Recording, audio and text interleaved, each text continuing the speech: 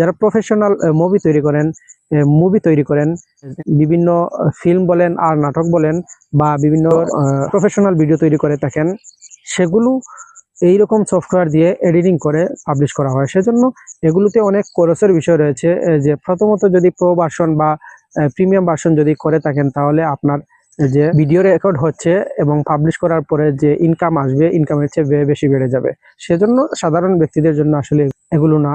যখন এই ইন্ডাস্ট্রিয়াল শিল্প অর্থাৎ যেখানে এই সিনেমা সেক্টরে যাবেন, বিশেষ করে প্রফেশনাল হয়ে যাবেন, তখন ওই ভিডিও কোয়ালিটি বাড়ানোর জন্য ওই প্রফেশনাল ভার্সন ব্যবহার করতে পারেন। তাছাড়া হচ্ছে অনেক ক্যামেরা রয়েছে এখানে, ধরেন 10,000 টাকা থেকে 10 লক্ষ টাকা পর্যন্ত ভিডিও করার জন্য ক্যামেরা রয়েছে। সেই ক্যামেরাগুলো যখন যত বেশি দাম থাকবে, তত বেশি ভালো কোয়ালিটির ভিডিও করতে পারবেন এবং অসংখ্য ধরনের কাজ করতে পারবেন।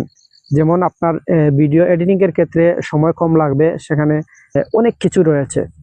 সো ক্যামেরা একটা ইম্পর্টেন্ট, যদিও প্রথমে বলেছি রেজুলেশন। সো আমরা মোবাইলে এই ভিডিও রেকর্ড করে থাকি, কিন্তু মোবাইলের বাইরে অনেক লক্ষ লক্ষ টাকার ক্যামেরা রয়েছে। এখন ভিডিও এডিটিং এর ক্ষেত্রে এরকম বিভিন্ন প্রো ভার্সন রয়েছে, যেগুলো টাকা দিয়ে আপডেট করতে হয় প্রতি মাস বলেন আর বাৎসরিক বলেন আর কয়েক বছর পর বলেন। এগুলো টাকা দিয়ে অনেক ব্যয়বহুল বিষয় রয়েছে। এগুলো অনেক, আমরা যেগুলো ভিডিওগুলো দেখে থাকি অনেক চমৎকার ভিডিও, সেগুলো এরকম হয়ে থাকে।